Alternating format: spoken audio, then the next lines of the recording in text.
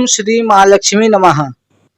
प्रिय श्रोताओं, आज सुनिए महालक्ष्मी व्रत की संपूर्ण कथा। भादों के महीने की शुक्ल पक्ष की अष्टमी से लेकर के आश्विन के कृष्ण पक्ष की अष्टमी तक 16 दिन तक माता महालक्ष्मी की पूजा की जाती है। इन 16 दिनों में माता महालक्ष्मी का विशेष पूजन अर्चन करके व्रत की कथा पढ़ी और सुनी जाती है। इस दिन माता लक्ष्मी का विधि विधान से पूजा करके 16 दीपक जला करके इसके साथ में 16 बार माता लक्ष्मी की जयकारा बोल करके और 16 बार कहानी कहने के बाद व्रत की पौराणिक कथा का श्रवण किया जाता है। प्रिय भक्तजनों, इस वीडियो में आप 16 दिन की माता महालक्ष्मी के व्रत का श्रवण करेंगे जो आश्विन कृष्ण पक्ष अष्टमी के दिन तक पूरी होती है। पौराणिक कथाओं के अनुसार इसे सुनना चाहिए। माता महालक्ष्मी जो जगत की पालनहार हैं, हे माँ लक्ष्मी, आप ही स्थूल रूप से जगत में समाई हुई हैं। हे माता, में आशीर्वाद दीजिए, आपको हम बारंबार प्रणाम करते हैं। पौराणिक कथाओं के अनुसार एक समय द्वापर युग की बात है, महर्षि व्यासी हस्तिनापुर में आए। उनका आगमन सुनकर के भीष्म पितामह और धृतराष्ट्र उन्हें आदर सम्मान सहित अपने राजमहल में ले गए, उन्हें सिंहासन पर बिठाया।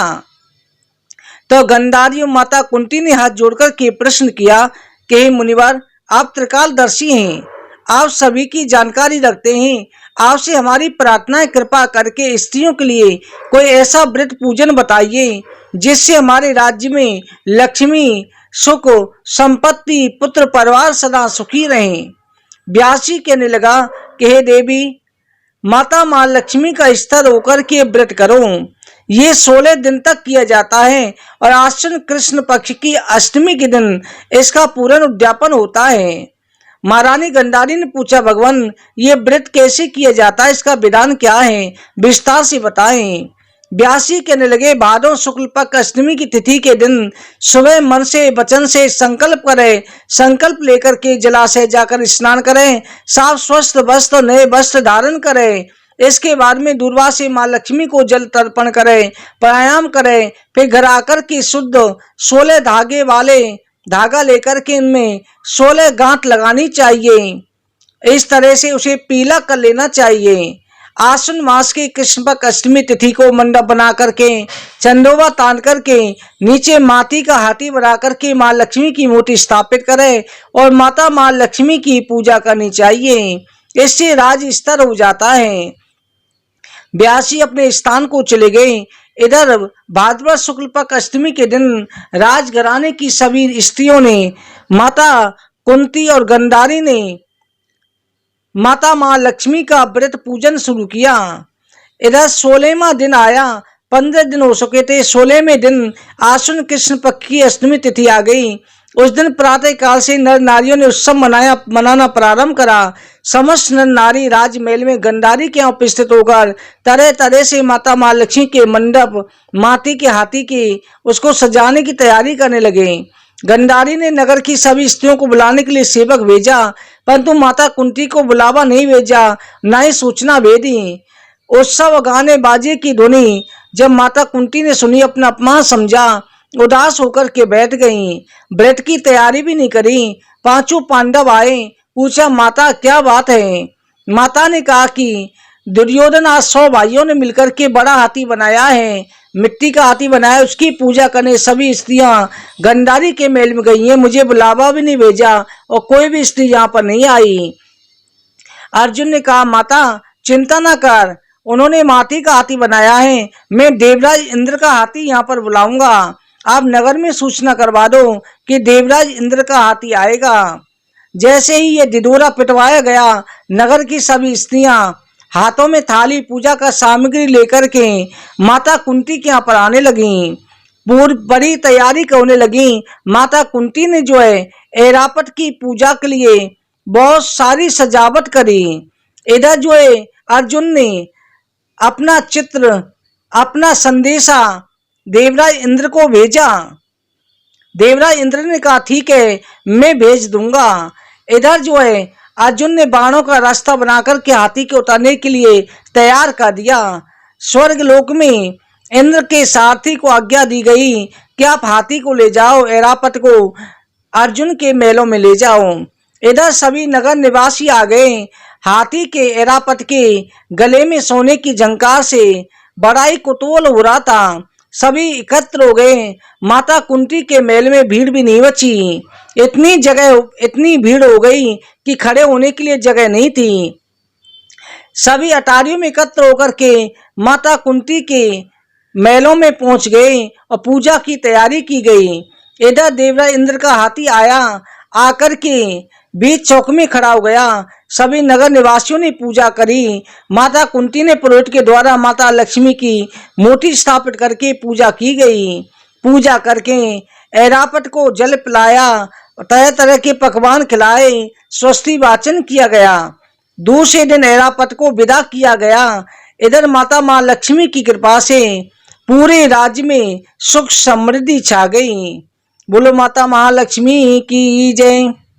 प्राचीन कथा एक और है भक्तों। एक गांव में गरीब ब्राह्मण रहता था। वो भगवान विष्णु का परम भक्त था। उस दिन भक्ति से भगवान विष्णु की पूजा करता। भगवान विष्णु ने उसे दर्शन दिए, मन चाह वरदान मांगने को कहा। ब्राह्मण ने कहा कि उसके घर में लक्ष्मी जी का वास हमेशा रहे। इस इच्छा को जानने के बाद विष्णु भगवान ने कहा उसे लक्ष्मी तो प्राप्त हो सकती है, उसके लिए उसे थोड़ा प्रयत्न करना होगा। भगवान विष्णु ने ब्राह्मण से कहा कि मंदिर के सामने एक स्त्री रोज आती है, यहाँ आकर के उपले थापती है, बस तुम उसे अपने घर आने का निमंत्रण दे देना। वो स्त्री देवी लक्ष्मी है। अगर वो स्त्री तुम्हारे घर आती है, तुम्हारा घर धन दान से भर जाएगा। इतना कहकर के भगवान विष्णु अंतर्ध्यान हो गए। अगले दिन सुबह 4 बजे ब्राह्मण मंदिर के सामने हाथ जोड़कर बैठ गया। वो माता मां लक्ष्मी जी के आने की प्रतीक्षा करने लगा।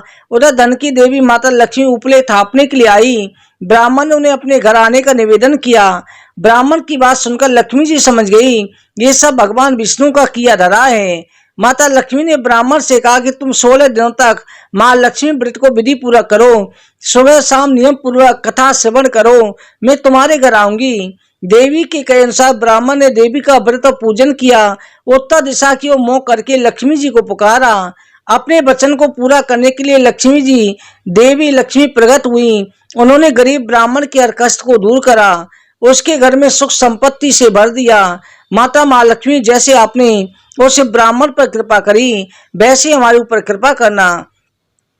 तीसरी कथा है भक्तों कि एक बार भगवान विष्णु मृत लोक पर विचरण करने के लिए निकल पड़े।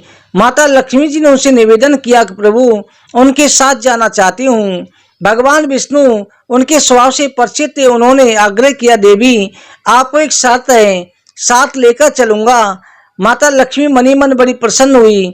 साथ ही भगवान साथ ले जाने के तैयार हो गए। लक्ष्मी जी बोली आपकी शर्तें स्वीकार हैं। भगवान श्री विष्णु कहने लगे देवी जैसा मैं कहूँ वैसा ही आपको करना है।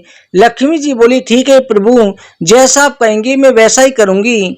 जब भगवान विष्णु माता लक्ष्मी के साथ भूलोक पर आकर विचरण करने लगे, एक जगह रुककर श्री हरि ने माता लक्ष्मी से कहा देवी मैं दक्षिण दिशा की तरफ जा रहा हूँ, आपको यहीं पर रहकर मेरा इंतजार करना है। ऐसा कहकर विष्णु भगवान दक्षिण दिशा की ओर चले गए।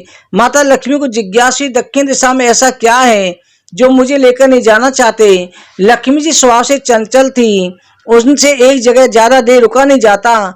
ऐसा ही हुआ, माता लक्ष्मी जो स्थान से ज्यादा देर नहीं रुकी, भगवान विष्णु तरफ बढ़ने लगी। आगे जाकर माता लक्ष्मी ने सरसों का खेत दिखाई दिया। उसकी सुंदरता ने माता का मन मोह लिया। फिर वो पीले पीले सरसों के फूलों को तोड़कर अपना श्रृंगार करने लगी। इसके बाद कुछ ही दूर आगे बढ़ी, उन्हें गन्ने का खेत दिखाई दिया। गन्ना चूसने की इच्छा हुई, गन्ना तोड़कर चूसने लगी। भगवान विष्णु वापस आ गए। सरसों से फूल से सजी माता लक्ष्मी गन्ना चूसते देखकर भगवान विष्णु क्रोधित हुए। उन्होंने कहा कि आपने सत्य का उल्लंघन किया है। मैंने आपको एक स्थान पर रुकने के लिए कहा था, आप नहीं रुकी। यह किसान के खेतों से बिना पूछे फल और गन्ने तोड़कर घोर अपराध किया है, इसकी सजा आपको अवश्य मिलेगी। भगवान विष्णु ने माता लक्ष्मी को 12 वर्षों तक किसान की सेवा करने का श्राप दे दिया। स्वयं लक्ष्मी जी को छोड़कर क्षीर सागर गमन कर गए। विवश होकर माता लक्ष्मी जी को उस किसान के घर रहना पड़ा। एक दिन माता लक्ष्मी ने किसान की पत्नी को देवी लक्ष्मी की प्रतिमा की पूजा करने के लिए कहा कि इससे तुम जो कुछ भी मांगोगे वही मिलेगा। किसान की पत्नी ने वैसे ही किया। कुछ ही दिनों में उसका घर धनदान से भर गया। हंसी खुशी 12 वर्ष बीत गया। इधर माता लक्ष्मी जी के साथ किए हुए समय पूरा हुआ। तब भगवान विष्णु माता लक्ष्मी को वापस लेने के लिए आए। किसान ने माता को ना जाने देने का हट किया। इस पर माता लक्ष्मी ने कहा कि कार्तिक मास के कृष्ण पक्ष की तेरस के दिन विधि पूर्वक मेरी पूजा करेगा, उसके घर में मैं हमेशा रहूंगी। इस दौरान उन्हें दिखाई नहीं देगी, बस एक कलश की स्थापना करें, कुछ धन रखें। धन लक्ष्मी की पूजा उस दिन धनतेरस को करनी चाहिए। उसी दिन से धनतेरस की परंपरा चली और 16 दिनों के मां लक्ष्मी व्रत से इस प्रकार 16 दिन की भी कथा चली है। अक्षत गेहूं को छोटे हुए इस तरह से आश्विन कृष्ण पक्ष की अष्टमी के दिन 16 धागे बांधे जाते हैं। 16 धागों में 16 गांठ लगा करके बांधे और माता लक्ष्मी के व्रत का संकल्प ले माता लक्ष्मी की पूजा करनी चाहिए। बोलो माता लक्ष्मी की जय।